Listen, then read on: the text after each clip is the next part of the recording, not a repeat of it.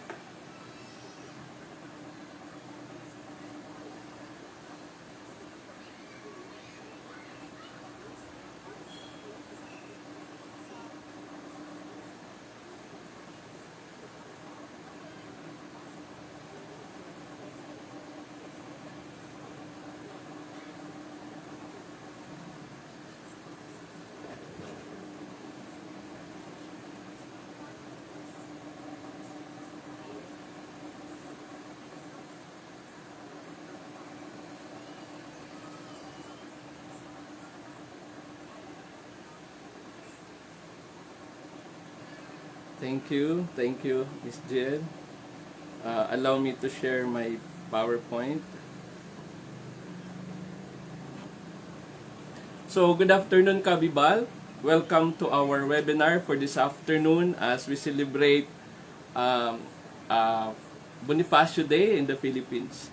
So, for this afternoon, we will be discussing Code of Ethics for professional teachers relevant to distance learning modalities. Um, for a while, I'll just having some technical problem with my slides, but I'm sharing it now once again. So, it's there. So, again, this afternoon, November 30, is Bonifacio Day. So, happy Bonifacio Day to all Filipinos out there, mga kabibal. Magandang kaarawan ni Bonifacio sa ating lahat.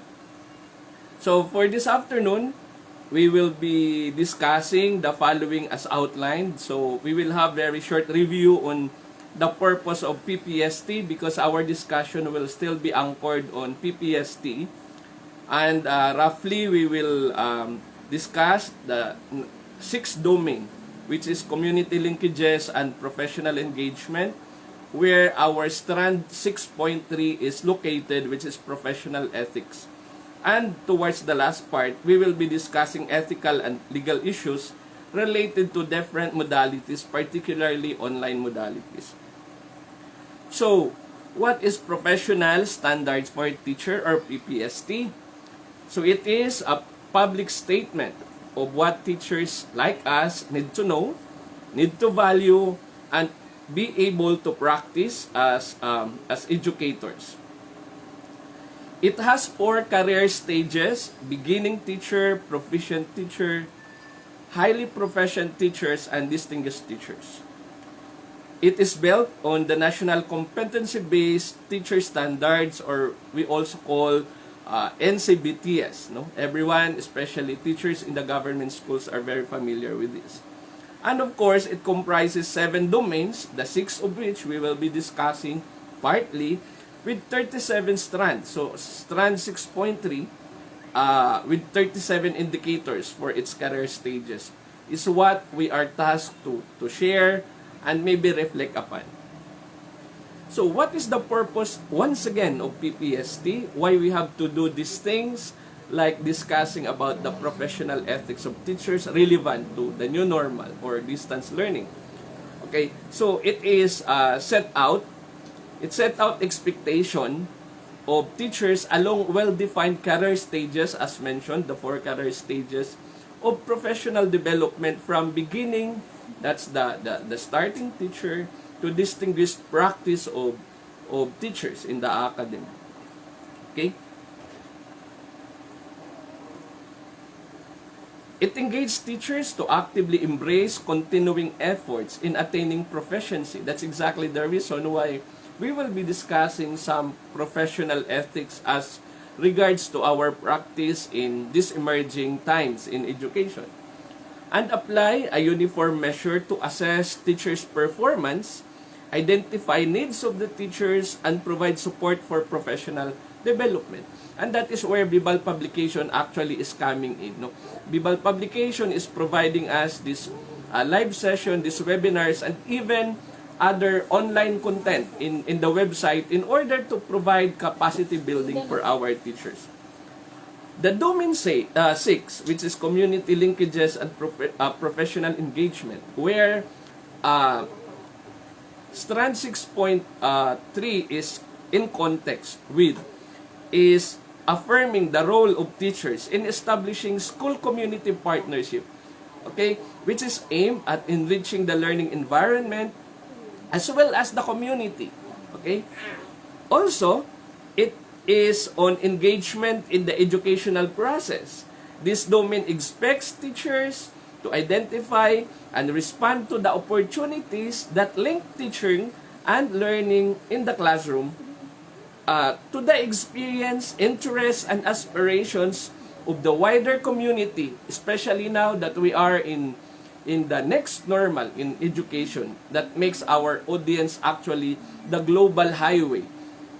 It concerns the importance of teachers understanding and fulfilling their obligations in upholding professional ethics, which we will emphasize in a while, accountability and transparency to promote professional and harmonious relationship with learners, with parents, schools, and wider community. As mentioned, its career stage has their own indicators. For example, for the beginning teacher, they are expected to demonstrate awareness of existing laws and regulations that apply to the teaching professions. Okay, and become familiar with the responsibilities specified in the Code of Ethics of Professional Teachers. The second stage, review regularly the teaching practice using existing laws. That is why we will be discussing some legal implications and regulations that apply to the teaching profession and the responsibilities specified in the Code of Ethics of Professional Teachers. How about for master teachers like us? Master teachers or highly proficient teachers are expected to discuss with colleagues teaching and learning practices that apply existing codes, laws, and regulations that apply to the teaching profession, particularly now in the new normal. Okay, and the responsibilities specified in the Code of Ethics for Professional Teachers. What we're going to do later on is trying to reflect on the insights of some legal experts on the Code of Conduct of Teachers, and then let's try to contrast it with some practices that we have now in the distance learning. And lastly, those advanced or distinguished teachers are expected to lead as leaders, no? To lead colleagues in regular review of existing codes, laws, and regulations that apply to the teaching profession, and responsibilities as specified in the Code of Ethics for Professional Teachers. Now, the common denominator of all these career stages is that let's try to look at it this time in the perspective of online distance learning, or in all modalities approaching distance learning. So, before we proceed to professional ethics, let's try to have a common ground understanding of what is ethics. According to Manuel Velasquez, Claire Andre, Thomas Shanks, S.J., he is a Salesian priest, and Michael Mayer, I got this from the source indicated. They said that ethics is a well-founded standards of right and wrong that prescribe what humans ought to do, usually in terms of rights, obligations, benefits to society, fairness, or specific virtues. In other words, this will be the guide of a person on how to behave in relation to other people in the community and in the academy. Example, it may refer to standards that impose the reasonable obligation to refrain from rape, from stealing, from murder, assault, slander, and fraud. So this is a general situation, particularly in the community, in society. So ethical standards also include those that enjoin the virtues of honesty, which we will emphasize, compassion, and loyalty. And ethical standards include standards relating to the rights, such as the right to life, the right to freedom from injury, the right to privacy, the right to authorship. Okay? Such standards are adequate standards of ethics because they are supported by consistent and well-founded reasons. Here later on we will see the importance of reasoning and logic in understanding the ethics for teachers, particularly in distance learning. So, as mentioned, no, they are enjoining virtues of honesty, compassion, and loyalty. So, what is now the Code of Ethics for teachers? So, the Code of Ethics for professional teachers, according to our source, serve as guide for teachers like us, specifically on new teachers who are coming to the bureaucracy, to the department, both in private and in public institution, for them to exhibit proper behavior to learning community at all times. Learning community, may it be virtual or the traditional learning community, which is brick and mortar classroom. It is imperative, therefore, that we observe and practice this set of ethical and morals, principles, standards, and values. So, as mandated in the Code of Ethics for professional teachers, teachers like us have the responsibility to interact positively with the following stakeholders. 1, with parents. 2, with community members and other stakeholders of the school. Particularly now in the new normal, wherein all that we need are these stakeholders. Ika nga, it takes a village to educate the child. Everyone in the community, in society, has a role to play in nurturing the child, may it be online or face-to-face. So contact with parents must be conducted regularly. That is before, when still before the COVID-19. And be kept professional and free from arguments. But of course, it doesn't mean that because of COVID-19, we should deprive ourselves anymore of engaging with parents and guardians. Of course, there are other mechanisms that later on we might also try to discuss in passing. So being a teacher, one must recognize that education is a public service and strive to keep the public informed of the programs, the projects, and activities, particularly the development in the Department of Education and Higher Education, even in technical schools. As to the modalities, the development, assessment on the performance of the students. So, the Code of Ethics for professional teachers were actually pursuant to the provision of Paragraph A of Article 11 of Republic Act Number 7836, also known as Philippine Professionalization Act of 1994, and Paragraph A, Section 6 of Presidential Decree Number 223 as amended by the Board of Professional Teachers, hereby adopt the Code of Ethics for professional teachers. So, let me read the preamble because this will be our guide as to the discussion of the rest of the insights we will be sharing. So, the preamble reads, teachers are duly licensed professionals who possesses dignity and reputation with high moral values as well as technical and professional competence. That this is where I will emphasize later. In the practice of their noble profession, they strictly adhere to observe and practice the set of ethical and moral principles, standards, and values. So these standards, their values, these principles are actually what we will be sharing in a while. Article 1, as to the scope and limitations of the Code of Ethics. The Philippine Constitution provides that all educational institutions shall offer quality education for all. So this is our end in mind. So the purpose why we are educating, because we have to have access for everybody for quality education. Even the basic education continuity plan during the pandemic have the same end in mind, to provide quality, equitable, and relevant education to our students. Competent teachers committed to its full realization. The provision of this code shall apply, therefore, to all teachers in schools in the Philippines. Also, in Section 2, it covers all public and private school teachers in all educational institutions. The school teacher here refers to primary, preschool, elementary, secondary levels, whether academic, vocational, special, technical, or non-formal.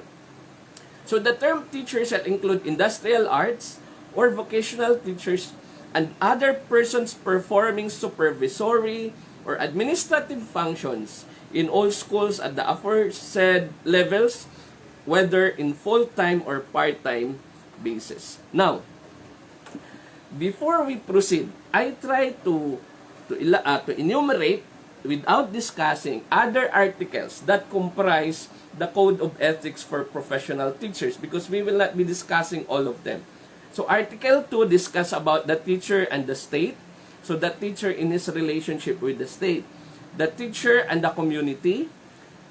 Article 4 is a teacher, a particular teacher and the profession. Next, the teacher and the teachers and the profession. So what's the relationship of the teacher to his or to her colleagues in the profession? Article 6 is the teacher and the higher authorities in the profession, those who are decision makers. And Article 7 is the school officials, teachers, and other personnel. Article 8, the teacher and the learners. So this is most of our discussions will be focusing on, the relationship of the teacher to the learners and the mechanism we are adopting and the ethical considerations there is.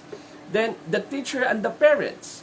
Okay? So what's the relationship, or what's supposed to be the relationship of the teacher to the parents? How are we supposed to relate the homeschool collaboration?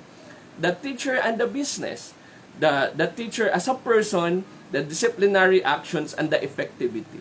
Although we will not cover everything because of the scarcity of time, but we will highlight certain issues that only concerns those on the distance learning modality. Before I proceed, let me tell you that I am not a lawyer, so all my insights are only reflections and maybe commentaries to that legal and moral insights of experts from the perspective of a teacher and an academician. So, you are also free to have your own comments and opinions later on. So, again, Code of Ethics and the pandemic. Let's try to highlight Section 2. It says, the school are the nurseries of future citizens of the state. Its teacher is therefore a trustee of cultural and educational heritage of the nation. So here, it emphasizes the role of a teacher in developing the child, may it be online or face-to-face modality, and therefore under obligation to transmit to the learners such heritage, cultural and educational, as well as to elevate national morality, promote national pride, cultivate love for our country, particularly now, today that we celebrate the Bonifacio Day, instill allegiance to the Constitution. That is why legality is also part of the consideration. And for all duly constituted authorities in order to promote obedience to the laws of the state as responsible citizens of our country. Every teacher, therefore, or school official shall actively help carry out declared policies of the state and shall take an oath to this effect. Now, let's try to contextualize this in the perspective of June Norman. So, what are we talking about? Laws of the state connected to distance learning. We will also be discussing about what will be the role of the school and the teachers on the mechanism, on the content of distance learning. So, again, as mentioned, my discussions will be based from my own insights from the sharing of a particular expert. So, for now, let's try to look at the insights of Ora Meriver Saking. He is actually an educator and lawyer from Trinity University of Asia. Okay? And her expertise is on, is a media lawyer. And the title of the article that we actually captured is Legalities, Issues, and Ethics Related to E-Learning at Be Informed. So these points were actually highlighted from her article, which we will be discussing. First, she said that ethical issues, especially in the new normal, are sometimes legal issues. What does this mean? There are things which are legal, which is bound by laws of the land, are also ethical or moral, which is bound by human judgment or ethical judgment. The question, therefore, is, are all legal issues moral or ethical? Example, in the case of same-sex marriage, in other countries, same-sex marriage is legal. So, when it comes to legality, when these people come to the Philippines, and the international law would normally tell us that a country is supposed to adopt the law where the act took place. So, we consider them, for example, those people who were married in other countries, they are also considered as married in our country. But are they moral? That's a big question. No? It depends on what moral grounds you are standing in. Different people have different grounds, but of course, we are now being encouraged to become more open-minded, to become more inclusive. So, when it comes to online learning, legal issues can be solved by laws, while ethical issues cannot. That is what she's saying. So, legal issues are easily solved because of laws. That is why when we are always following the Senate and the Congress after they pass the bill, becoming laws, it always comes with IRR, no? The implementing rules and regulations, because that would specify how this particular law will be implemented and what would be the violations and sanctions. Whereas ethical consideration is different. We don't have a unified stand depending on your personal and moral ground, depending on your religion for that matter. For example, the example she mentioned is honesty, transparency, and integrity in e-learning. Sabi niya, paano natin mako-qualify ang honesty, ang transparency, and integrity in e-learning? How do we quantify that? She said, parents, guardians helping in the quiz. Is this honesty? One time there was a post in Facebook where we see parents busy answering the modules of their kids. Now, let's try to take the concern of integrity and honesty. Who are supposed to answer the modules? Are they supposed to be answered by the parents or the students? Now, when it comes to ethical issues, are they ethical? Much worse, if you're a teacher. You are a mother and you are a teacher and you're answering the quiz or the assignments of your kid, of your children. Is this ethical? Therefore, in this case, it calls for a moral choice and reasoning. Again, I said, your answer to this particular question depends on the moral ground you're standing at. But as teachers, we know that we're supposed to uphold integrity in all our actions. May we be a parent or not. That is why last time when I had a talk in Sri Lanka, no, in Pakistan, I think, I was sharing an example with a principal who caught her son joining a fraternity, and it was actually the regulation of the school that students are deprived from joining all these fraternity groups. But the son was caught being a part of the fraternity. What are you supposed to do? Would you ask your son to leave the school? And you know what does it mean as a mother? Or would you follow the rules and ask your son to transfer to another school to make your point clear to the people and to the community? So again, your response depend on your moral ground. So that is where ethical consideration comes in. Okay. The legal and ethical issues in e-learning platforms, according to our source, are similar to traditional face-to-face education, traditional teacher and learner relationship as well. So kung paano tayo nakikipag-usap, nakikipagkapwa-tao doon sa face-to-face learning, ganun din ang basihan sa online learning. What is the difference according to our expert is the mode of discovery of some ethical issues or certain violations. Halimbawa, if you had been in teaching profession for a long time, it's easier for you to detect if the student is cheating or dishonest in school, in exam. Therefore, you can easily reprimand, you can approach the student in a way that the student is not scandalized, that the student is not being humiliated.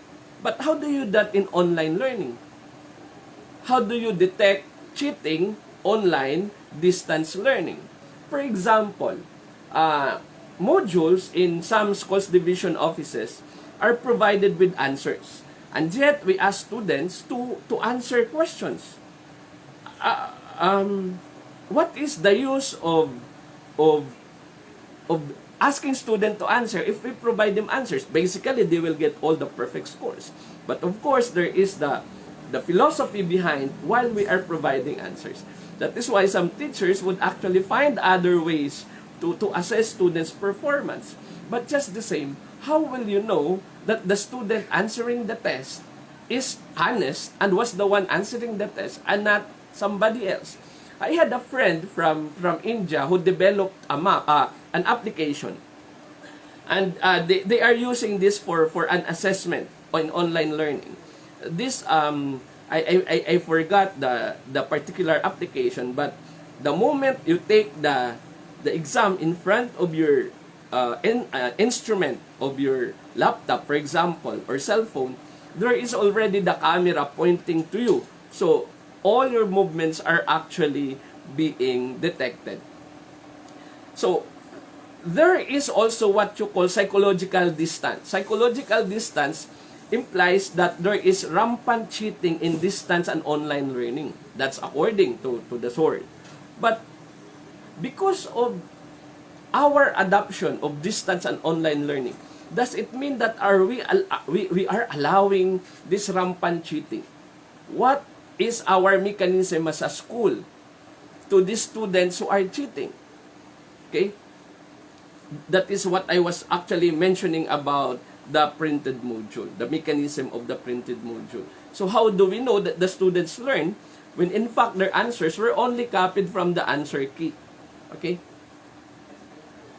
So there are other issues in e-learning like cultural, economic, or internet infrastructure, personal, and security. According to our expert, she mentioned some common legal issues for both e-learning and e-teachers. So for both teachers and students, particularly on Intellectual Property Code or Republic Act 8293. Okay? So intellectual properties or creative properties are similar to material properties in the sense that there is an owner and the user. So later on we will discuss all the more about that.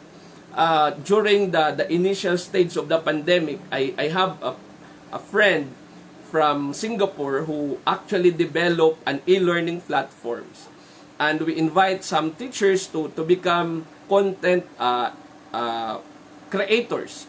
Unfortunately, there were some challenges as to the original author, the original source of the sources they've been using in the e-learning platform.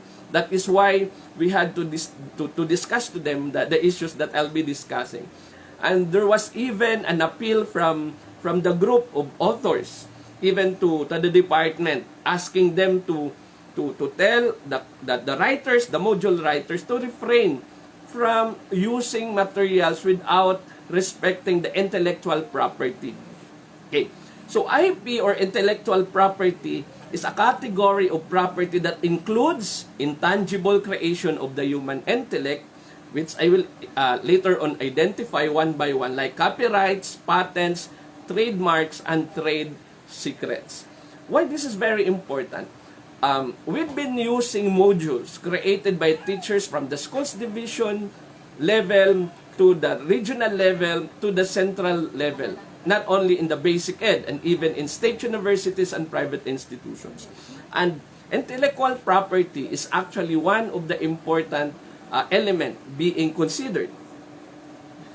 So, according to the World Intellectual Property Organization, the website is also indicated. Intellectual property pertains to the creations of mind, such as invention, literary and artistic works, designs and symbols, names and images used in commerce, used in business, used in education. How is this connected now in the academy? IP is protected by law. Okay? For example, patent, copyright, and trademarks, they are protected by law, which enable people to earn recognition or financial benefit from what they invent or create. For example, aside from being a teacher, I am also a writer, no? And I write books and I sell my books. So I earn from what I sold, from the books I sold. So therefore, that kind of right of the author is being protected by law. By striking the right balance between the interest of the one creating the outcome and the wider public interest, the IP system aims to foster an environment in which creativity and innovation can flourish and eventually help enhance the life of the author. Okay? So, how about a copyright? What is a copyright? A copyright is a legal term used to describe the rights and that creators have over their literary and artistic works. Okay, may it be the teacher who write the module or the owner of the sources that the teacher used. Works covered by copyrights range from books, music, paintings, sculpture, and films to computer programs, databases, advertisements, maps, and technical drawings. All these are part of copyright. So, what can be protected using copyright? So, for example, I apply for a copyright protection. What can be protected by copyright? Works commonly protected by copyrights throughout the world include, remember, if you're a teacher who develop a module, or you are the one whose source was being used. Literary works such as novels, poems, plays, reference works, newspapers, articles are protected by copyright. What else? Computer programs, databases, to teachers who are teaching, who are creating computer programs, particularly now with all the e-learning platforms. Databases, when especially in business, when they try to do their business analysis, films, musical compositions, and even choreography are also part of copyright. artistic works such as painting, drawing, photographs, and sculpture. So I have a lot of friends who are very generous with their art. Sometimes people are abusing this generosity. There was even a Filipino, if you remember, who won an international award because of the painting or of a particular photography or photograph, and later it was discovered it was only copied. So it was actually a big ethical consideration. Also architecture, okay? So the designs that you have created is actually part of copyright. So my brother-in-law, the youngest brother-in-law that I have, is an architect from one mall in San Juan. So was actually in charge of drafting, of making a lot of designs for the community, for the family. Advertisements, maps, and technical drawings are also part or covered by copyright according to World Intellectual Property Organization. So copyright protections extends only to expressions and not including the idea. So for example, we have, for example, fast food. So if a fast food J, wag na tayo patumpik-tumpik, si Jollibee may product na ganito, yung idea niya ng product, pwedeng gayahin ng ibang company. Yung idea lang, hindi siya pwede magtinda ng ganong Jollibee product. But he can create his own product copying that idea because idea is not part of the copyright. Okay? According to our source, procedures, methods of operation, or mathematical concepts are not part of the copyright according to World Intellectual Property Organization.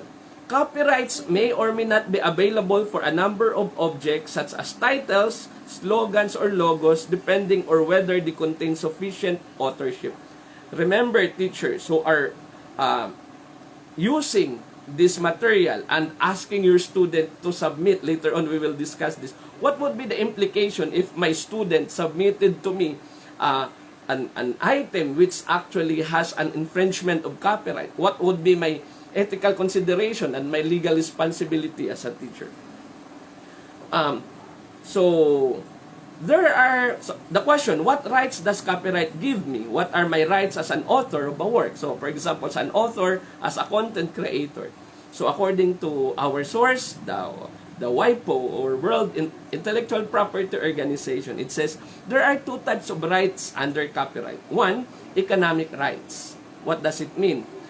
That allows the right owner to derive financial reward from the use of their works by others. Ibig sabihin, halimbawa, yung libro ko, binenta ko. So, mayroon akong karapatang kumita mula dun sa ginawa ko. That is economic rights. Okay? So, you are not supposed to deprive me of that, and you are depriving that if you are using my property without me knowing it. Okay?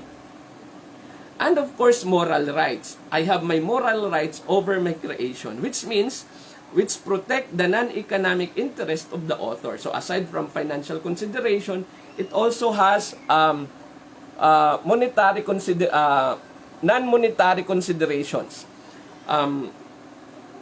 Most copyright laws state that the right owner has the economic right to authorize or prevent certain uses in relation to a work. So, pwede ko yung ipagbawal. Okay?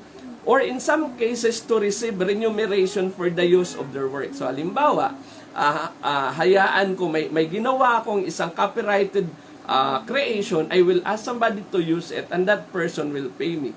Okay? Its reproduction in various forms such as printed and publication or sound recording is one way of generating income. It's public performance as in play or musical work. That is why when I was in one of the private schools in the countryside, there was this musical play who actually showcased original masterpiece. So there was some expert who said, did you ask permission from the original creation of the piece? Otherwise, you might be penalized. But I don't know. We will be discussing some principles that might gradually exempt you from this infringement. Okay, so it's recording, for example, in the form of compact disc or DVDs is another way of generating financial gain. It's broadcasting by radio, cable, or satellite. It's translation into other languages. That is why there are some books being translated to some languages. I had a friend who had several friends in other countries. So what she did is to translate their work into Filipino language, and now they are asking me to help them publish their work. Its adaptation, such as novel into a film screenplay, is another way of reproduction and generating income. So example of widely recognized moral rights include the right to claim authorship of work and the rights to oppose changes to work that could harm the creator's reputation. Okay, how about patents? What are patents? Patents are exclusive rights granted for an invention. So, which is a product or a process that provides a new way of doing something or offers a new technical solution to a problem. So, this is a patent. So, if you have created something to solve a particular problem, you can have it patented. So, to get the patent, technical information about the invention must be disclosed to the public in a patent application. So, dapat mong sabihin, paano ba siya gagamitin at kung paano siya makakatulong dun sa problema bago ka magkaroon ng patent registration. So, what kind of protection does a patent offer? So, for example, now in assessing, there is now way of competency assessment in an online learning. You were able to discover something to enhance the modality and mechanism. You can have it patented also. Okay, in the principle, the patent owner has the exclusive right to prevent or stop others from commercially exploiting the patented invention. Lalong-lalo na sa new normal.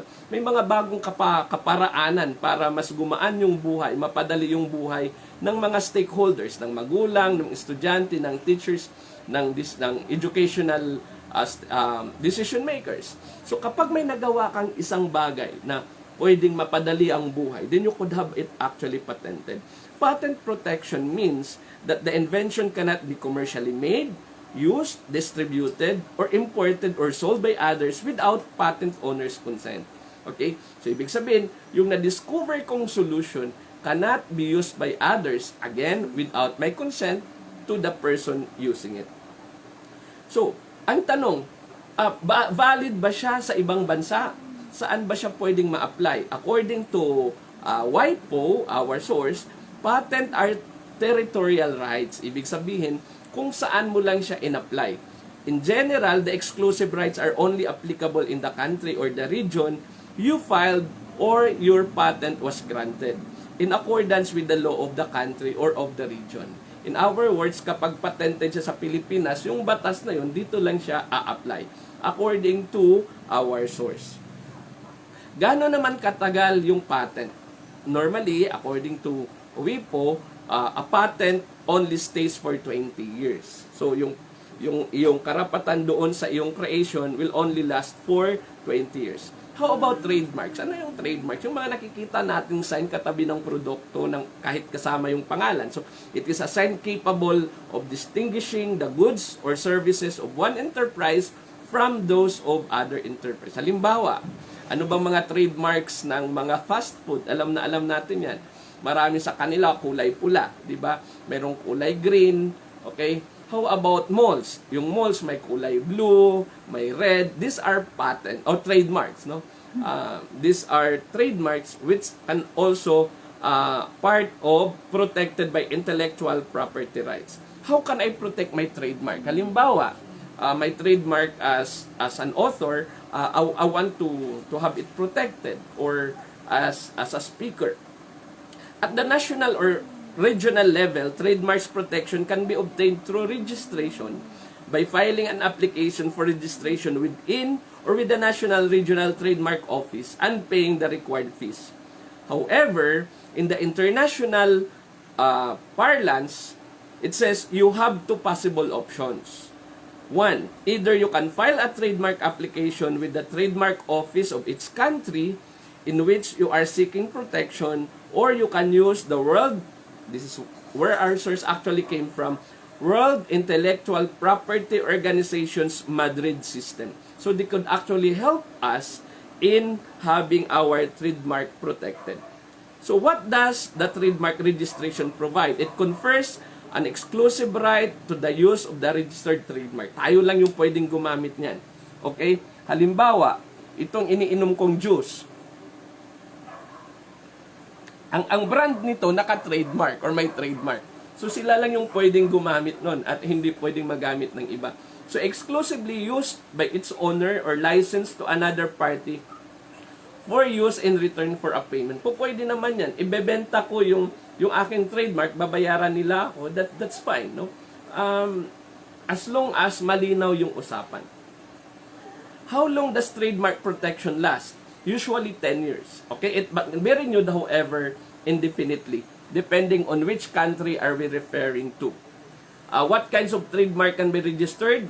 It says here, a word, okay, like the name of the mall, a combination of word, letters, and numerals can perfectly constitute a trademark. Okay? So, pwedeng ganun. Like, di ba, mayroon diyang convenience store na ang pangalan niya ay isang letter at isang word, like yung 7-Eleven, di ba? Wag tayo patumpik-tumpik pa. But trademarks may also consist of drawings, symbols, three-dimensional features such as the shape and the packaging of goods, non-visible signs such as sounds or fragrances or colors, shades used as distinguishing features. The possibilities are almost limitless. A combination. What is the implication? If we are teaching, if we are using all these resources or allowing our students to use this and pass it to us, we might be already violating some legalities, okay, some copyright laws from the intellectual property of others. That's why we need to know about these things and even our use. How about trade secrets? What are trade secrets? Secret, okay? So, trade secrets are intellectual property rights on confidential information which may be sold or licensed. Nakatago. So, ang nakakaalam lang ay yung may-ari at kung kanino niya pinatago. In general, to qualify as a trade secrets, the information must be, number 1, commercially valuable. Okay, dapat napakinabangan siya sa palengke. Halimbawa, ang trade secret ko, pwede yung recipe ko sa pagluto ng bulalo. Okay? To be known only to limited group of persons, maybe to a family who owns the trade secret. To be subject to reasonable steps taken by the rightful holder of the information to keep it secret, including the use of confidentiality agreement for business partners and employees. Also, so, di ba, may mga ganun, halimbawa, pumunta ka sa isang restaurant, kakain ka, yung chef, alam niya kung ano yung sikreto. Pero malamang, kasama dun sa kontrata na kanyang pinirmahan, ay hindi niya pwedeng pagsabi yung sikreto ng restaurant because that's part of the trade secrets. Otherwise, pwede siyang makulong. Okay, violation of intellectual property. The unauthorized acquisition, use, or disclosure of such secret information in a manner contrary to honest commercial practices such by others is regarded as unfair practices and a violation of trade secret protection. Halimbawa, in a school where, for example, a private school who have their mechanism in computing grades, in assessing students, and a particular teacher in this school sharing it to teachers from other school without the consent of the owner of the school is an infringement of law, is a violation of trade secrets. Okay. What kind of information is protected by trade secrets? Any confidential business information which provide an enterprise a competitive edge and is unknown to others may be protected by a trade secret. Kagaya ng sinasabi ko kanina, halimbawa sa mga restaurant, yung mga sekreto. Halimbawa, dito sa Pampanga, yung mga sikat dito na mga trade secrets ng halimbawa ng mga binibentang mga processed goods, di ba? Siguro alam niyo yung mga processed goods na ginagawa dito sa Pampanga. So, sila lang yung nakakaalam ng sikreto na yun. Okay?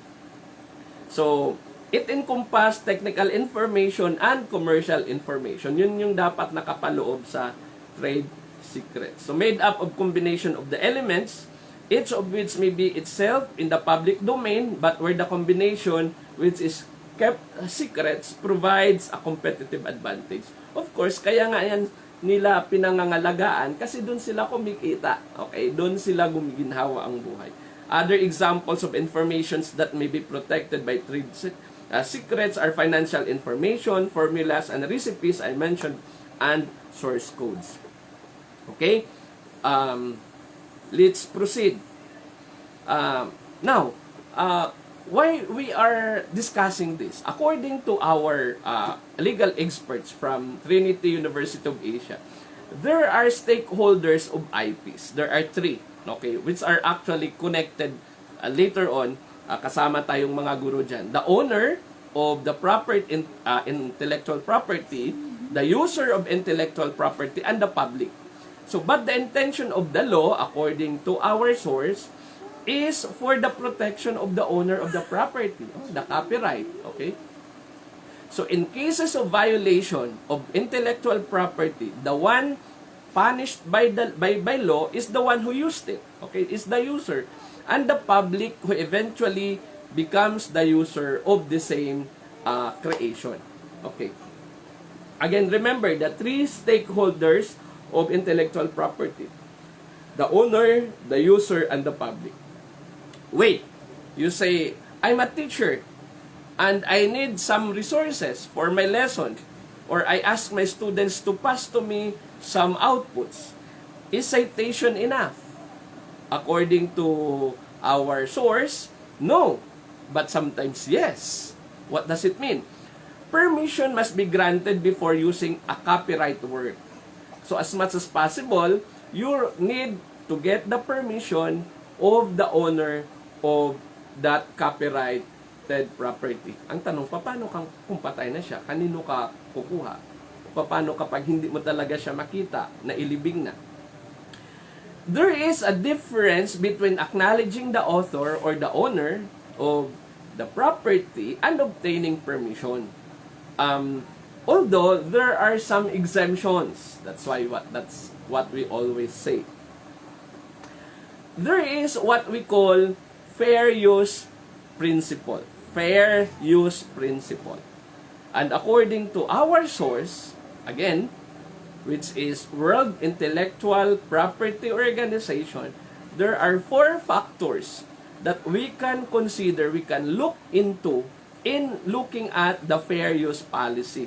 Ano ba yung mga pagkakataon na mababawasan yung kabigatan ng pagkakamali dun sa infringement ng intellectual property? Number 1 is it depends on the purpose and the character of the use. Paano mo ba siya ginamit? Okay, ano yung purpose mo kung bakit mo siya ginamit or gagamitin? Pangalawa, the nature of the copyrighted work. I will discuss that one by one in a while. Third, the amount or unsubstantiality of the portion taken. Gaano kadami yung kinuha mo doon sa kanyang property. And fourth, the effect of the use upon the potential market. Gaano kadami yung nawalang kita sa kanya. So, these 4 factors can minimize your responsibility to the owner of the property.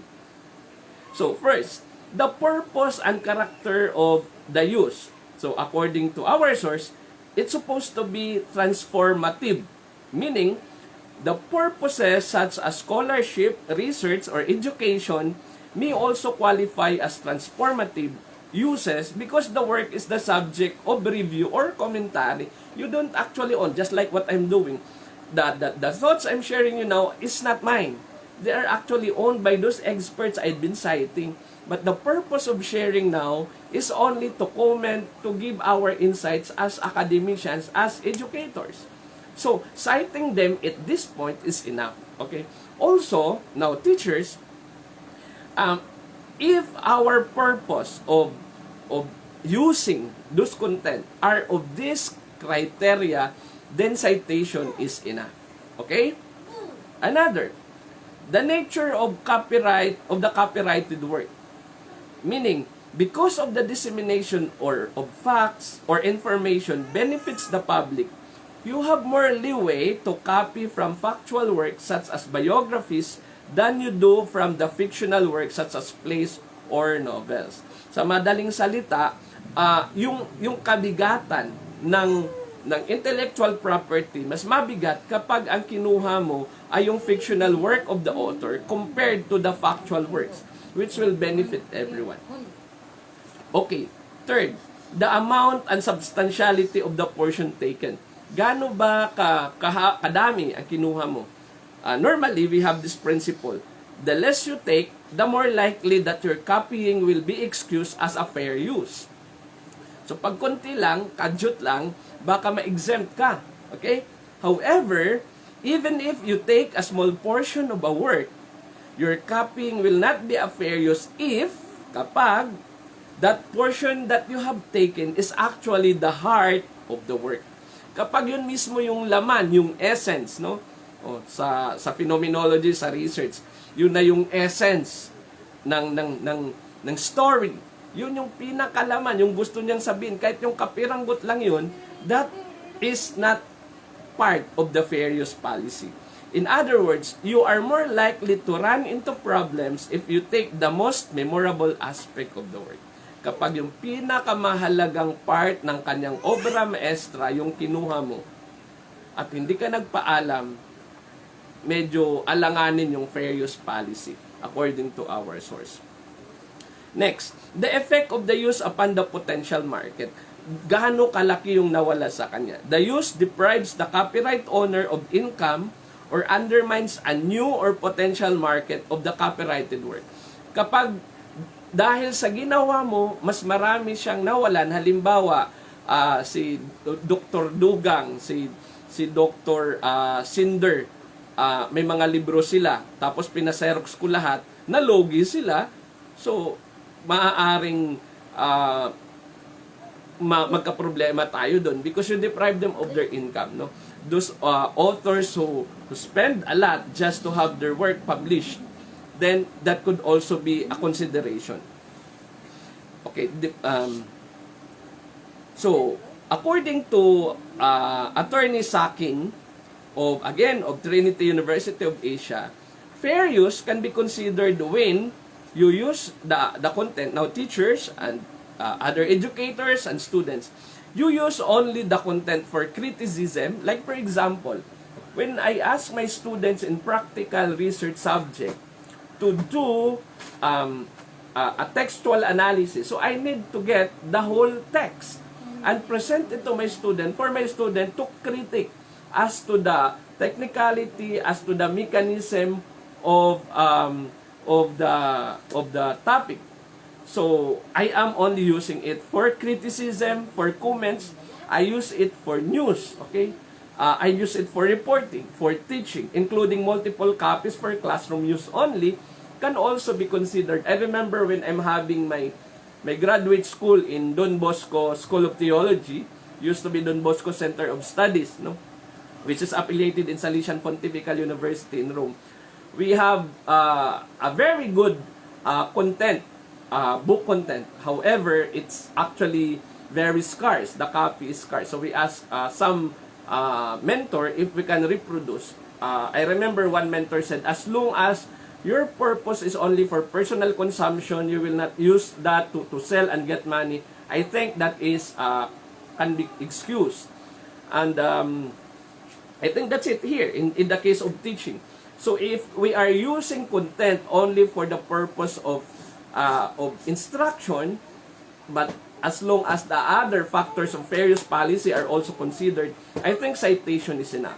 Scholarship, research, and similar purposes I'll mention. That is why I said, because in research you have really to tell the exactness of the study. Okay? So the most common type of intellectual property dispute, according to Attorney Saking, is the infringement between the user and the owner of the copyright. This is where intellectual property is used or appropriated without the owner's permission or by another. So infringement can apply to many categories of intellectual property that we mentioned a while ago. Copyright, patent, trade secrets, so on and so forth.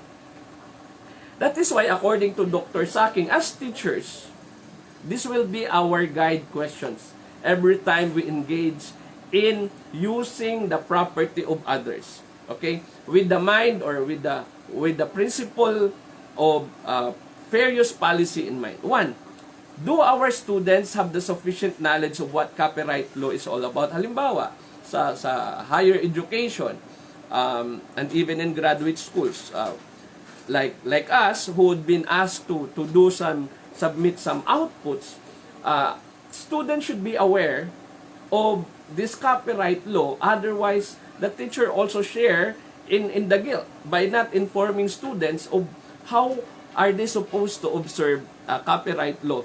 That's the course that have the permission for student to post anything on the web. Posting in the website all those things that they have created, copied from other authors. How do we design a course that educate our learners about copyright or intellectual right law for us to help them avoid legal risks? How are we going to design a course that tells students that before they can post something or somebody else's picture or work, anything to form part of their assignment must have the permission from the author? Although I heard someone, an expert also in his field, who said that everything in the internet is actually a public domain, but that is being questioned now because of this. Okay, another concern, okay, especially in the state universities, you can even in private schools, you can relate to this. For example, this is again from the sharing of Attorney Saking. I wrote modules. Do I own the module I created? Who owns the copyright?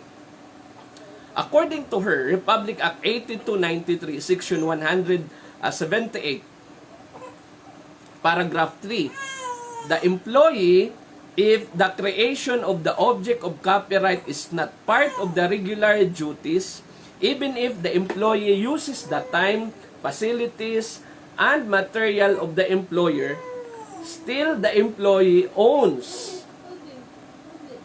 the content. Sa madaling salita, later on, titingnan natin yan, no? Kahit ginamit mo yung oras, yung pasilidad ng institusyon, pero hindi kasama sa trabaho mo yung ginawa mo, still, ikaw pa din yung magmamay-ari ng property. So the employer, if the work is the result of the performance of his regular assigned duties, unless there is an agreement expressed or implied to the contrary. Okay? So, module creation issue, for example, in Department of Education, in private schools, in higher educations. Marami sa atin dito ngayon ang nanunood sa Bival na gumawa ng kanya-kanyang modules. Okay. Ang tanong, is writing a module a part of our regularly assigned duties? The answer, according to Attorney Saking, is no. Why? Because it is not part of our regularly assigned duty, which is teaching. Whereas, sabi niya, kapag may isang department, halimbawa, doon sa school, sa institution, na ang that the work is basically to create modules, then the module is owned by the institution. I hope that's clear. And that is only the opinion of our source. Again, another point. Can I own project research output passed by my students? This is very typical in senior high school, in college, and in higher education. We ask students to do research and pass it to us. Do we own the research output?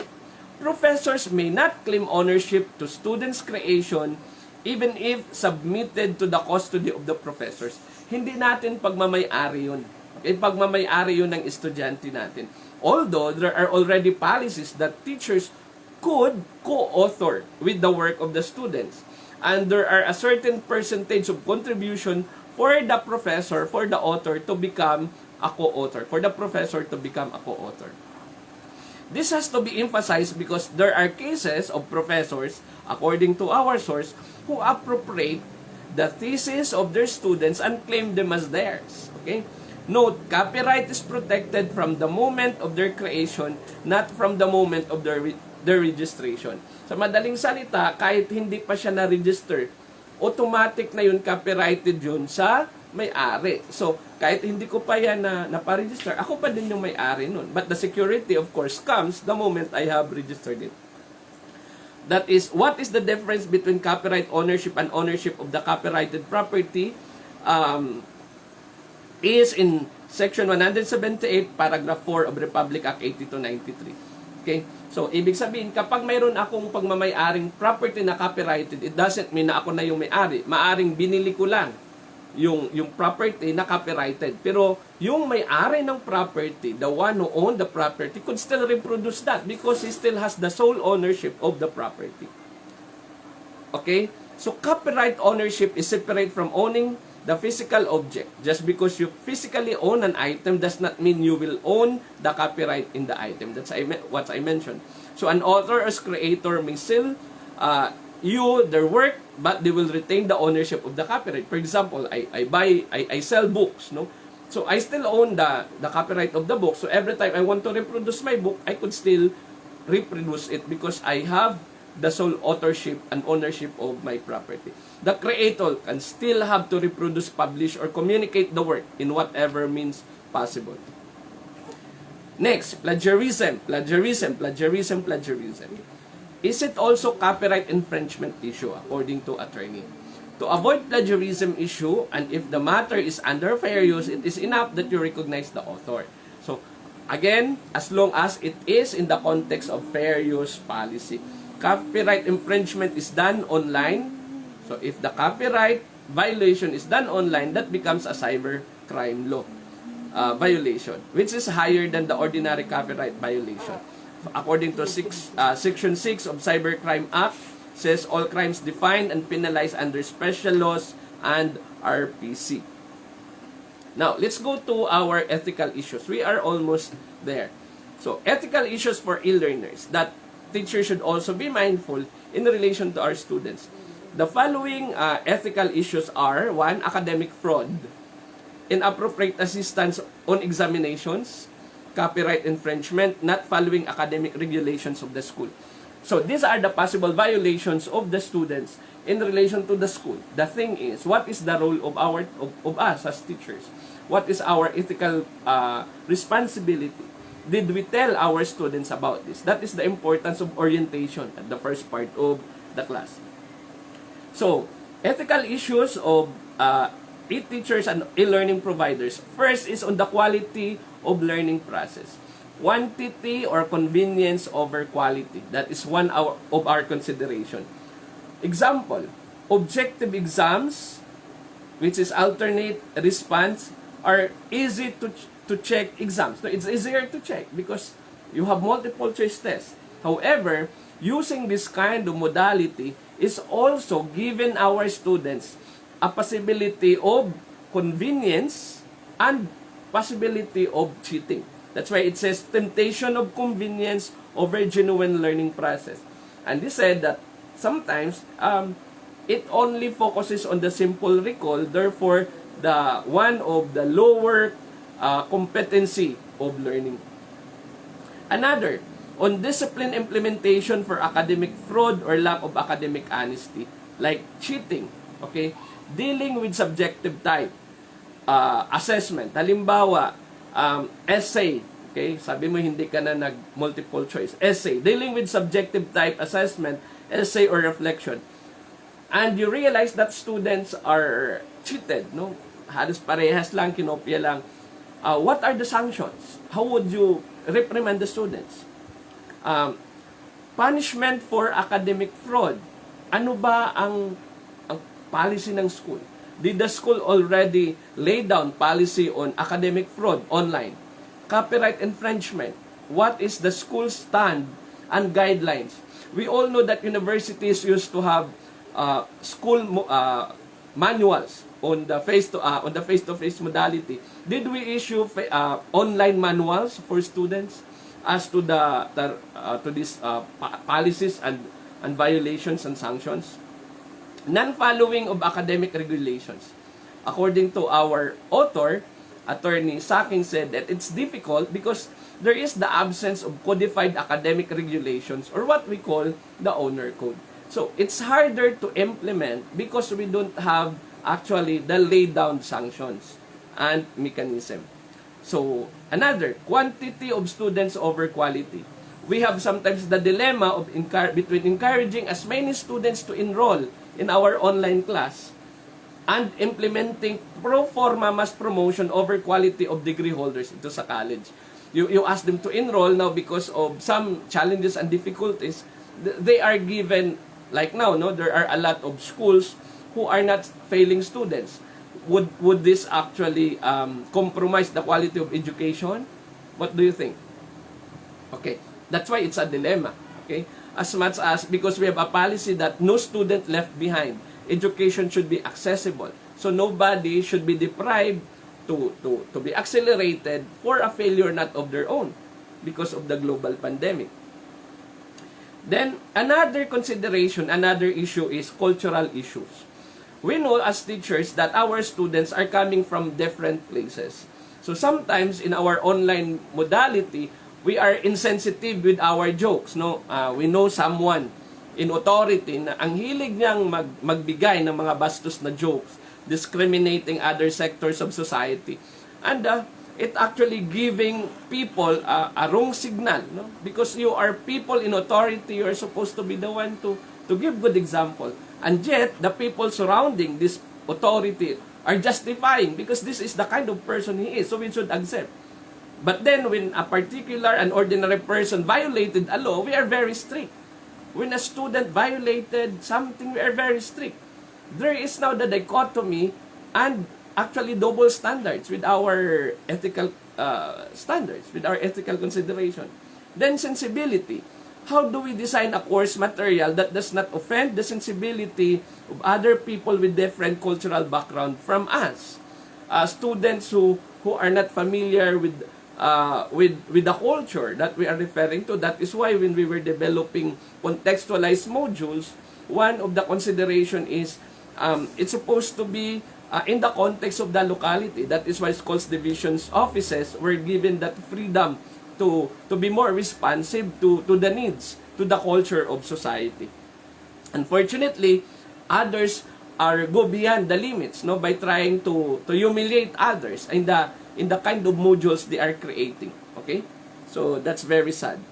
And of course, economic concern like connectivity issue. It has been an observation that there's a weak scarcity of Wi-Fi connection with students. That is why a lot of government schools adopted already the distance modular learning, the printed module. But of course, these modalities are not perfect. There are still other modalities and mechanisms that's supposed to be incorporated. Now, why this is important?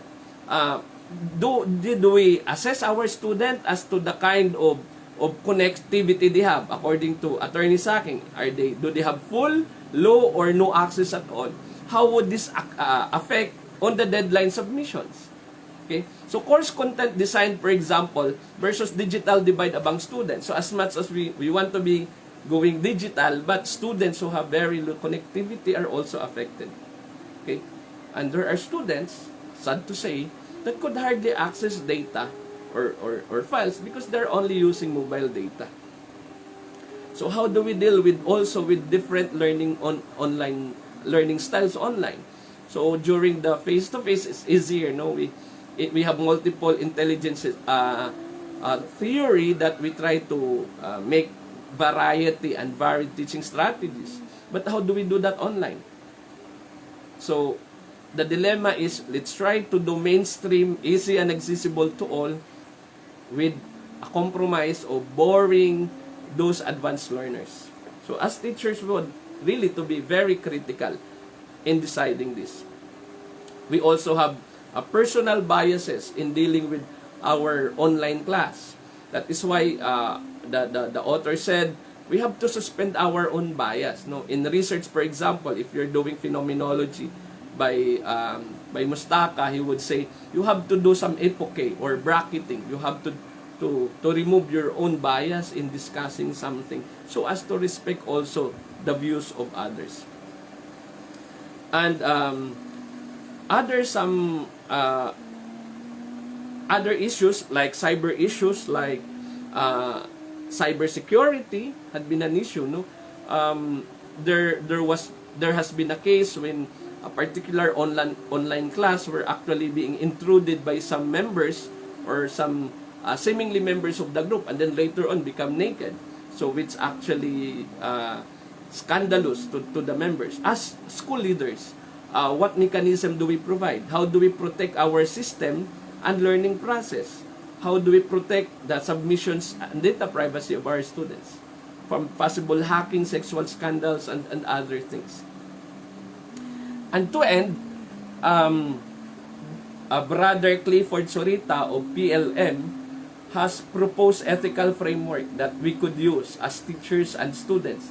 He called this 10 commandments for online education that we could adopt as teachers, as parents, and educators. Number 1, he said, thou shalt set and track your study hours. So to help our students, teachers, we should orient our students and parents and even our LGU partners that online education begin with a learning mindset and a mental plan.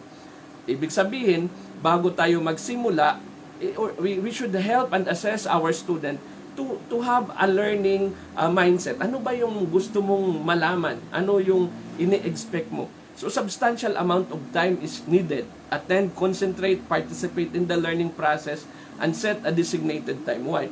Because one of the studies I have conducted showed that one of the problem of online learning, that is why it is saturating, is lack of engagement among students.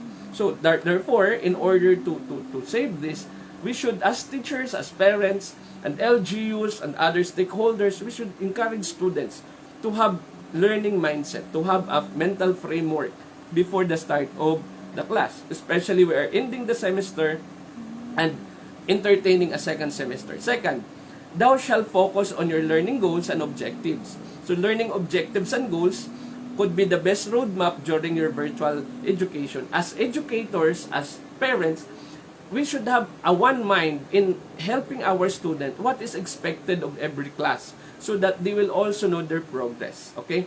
Read judiciously your online course requirement, design notes that are closely related to your objective so that you will be guided along the way. Third, you shall think before you click. This is very important, no? Because you might be bordering into something that would harm others. So this had been a password for others, no?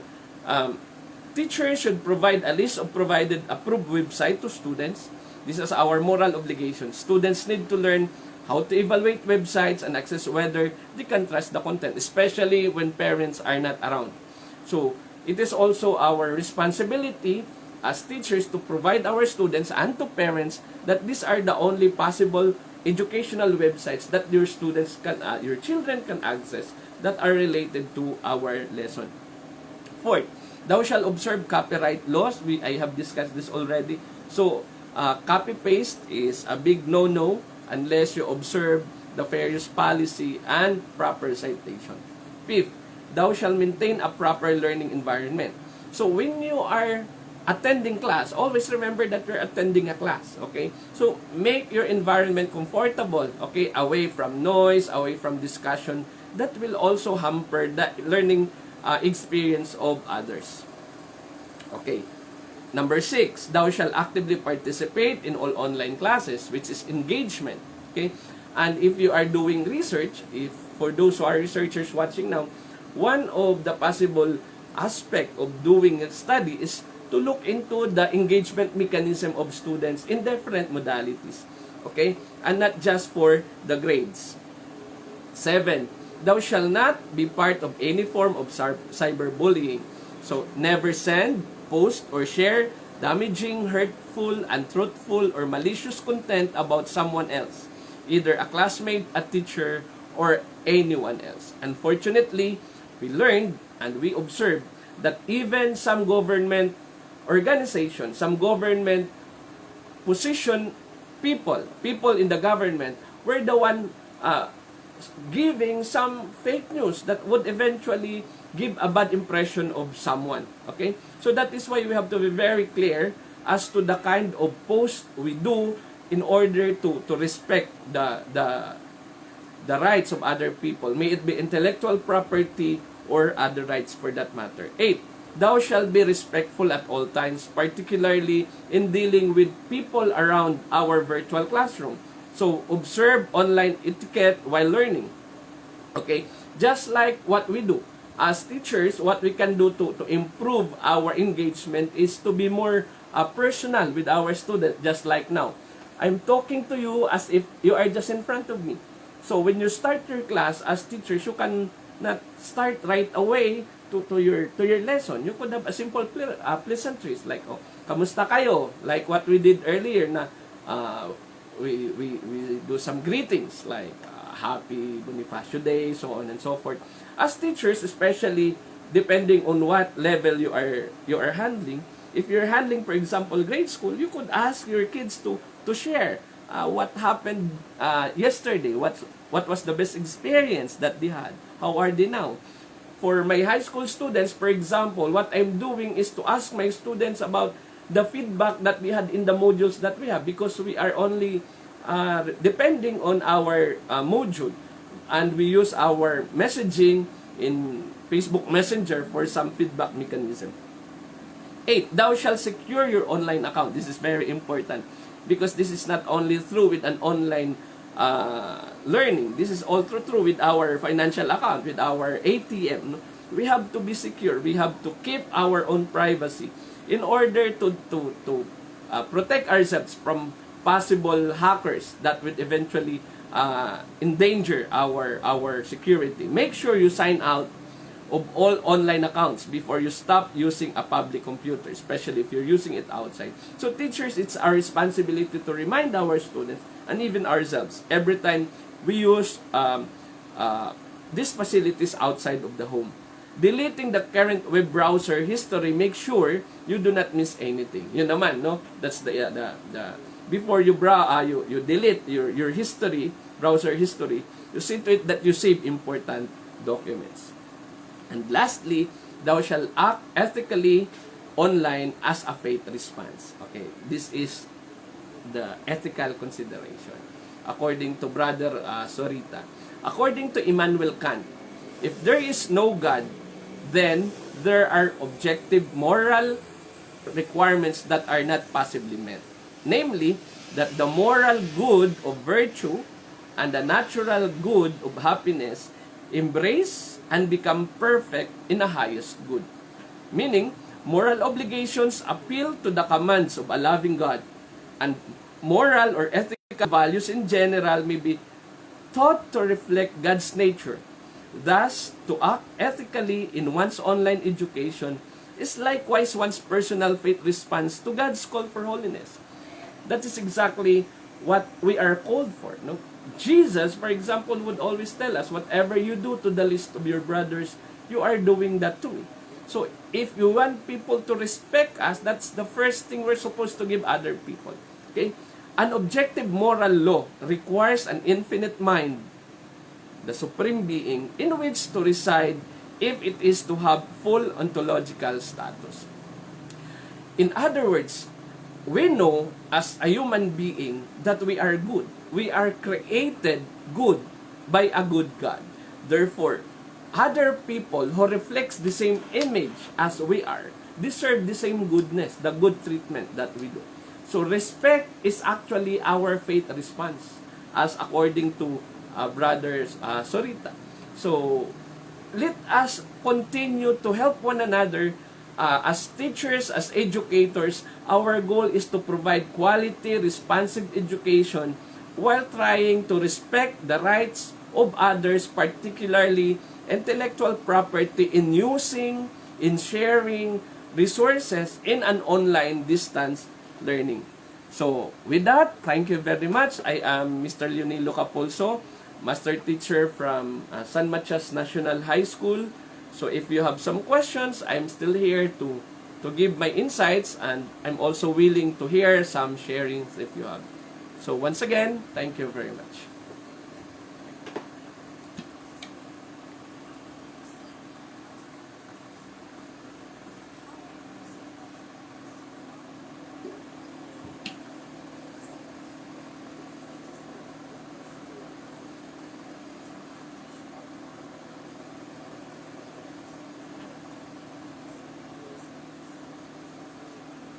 Okay.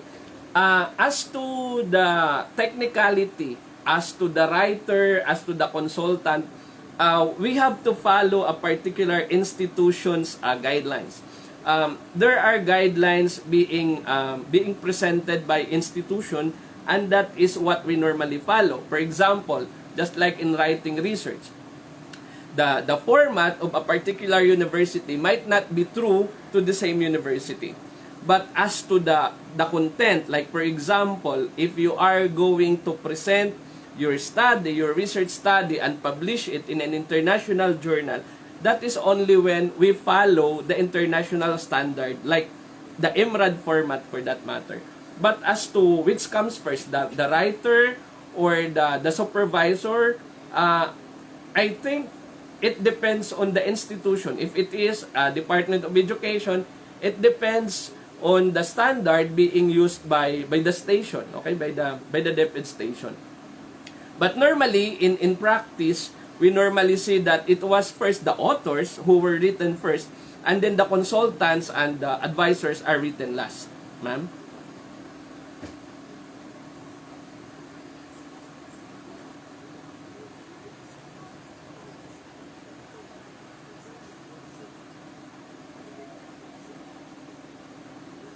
Okay.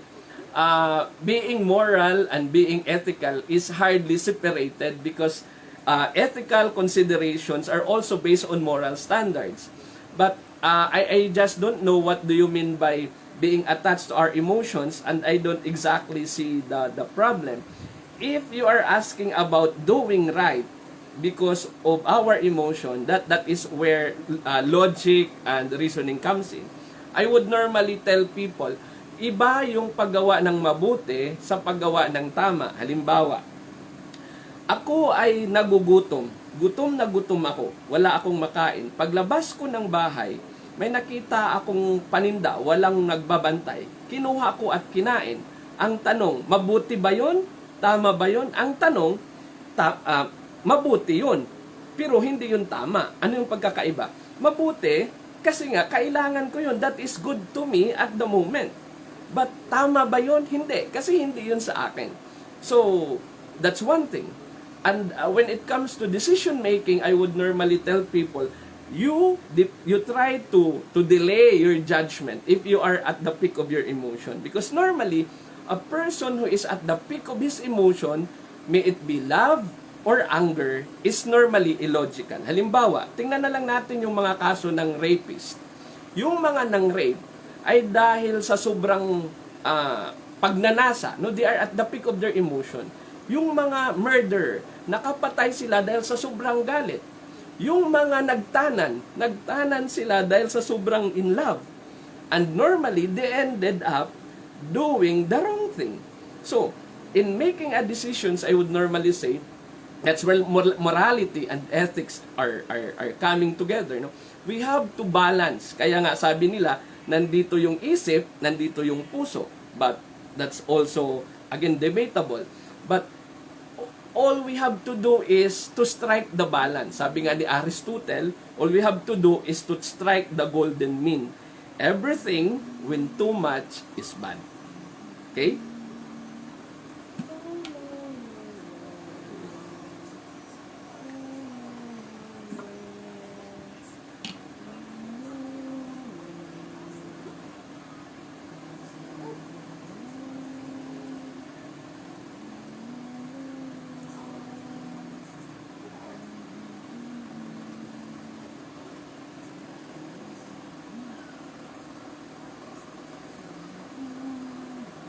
Okay. Actually, I also mentioned earlier that those thoughts were actually not mine.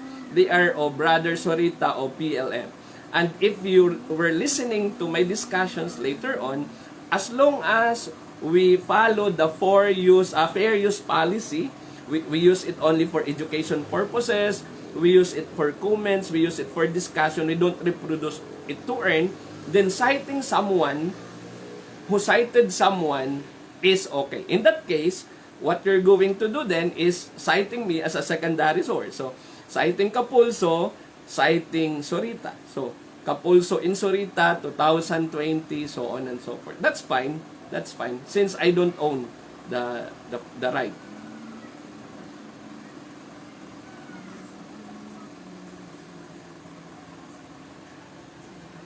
Okay, so once again, mga kabibal, maraming salamat. So magandang hapon at sana patuloy tayong magtulungan habang ating ginagawa yung ating mga obligasyon bilang mga guro, bilang tagapaghubog ng kaisipan ng ating mga mag-aaral dito sa bagong normal, no? And as much as we want to engage with our student, let's not forget the intellectual property of the sources that we are getting our sources from. As long as we don't deprive them of the right to earn the right to their property, and as long as we're doing that for the good of our students, then citing, as mentioned, is enough as of the moment. So sana, wag tayong magsawang mag-aral. Thank you, Vival Publication, for always being there to provide this platform to continue to grow as educators in reaching out to young people, to make them and help them become responsive, productive citizens of our country. So once again, good afternoon everyone, and thank you, Vival Publication. Ma'am Jill, thank you for inviting me.